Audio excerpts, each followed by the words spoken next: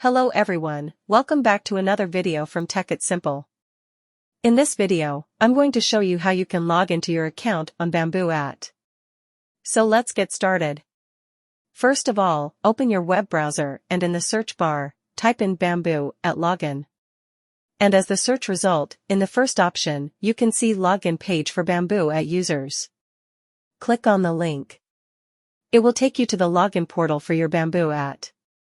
Over here, it says enter your Bamboo domain to login. Enter the company domain of your account and click on continue. After you do that, you will be asked to enter your password. Over there, enter the password of your account and click on the login button. You will be logged into your BambooHR account.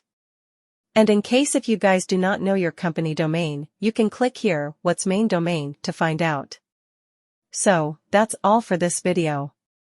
If you find our video helpful, please leave a like.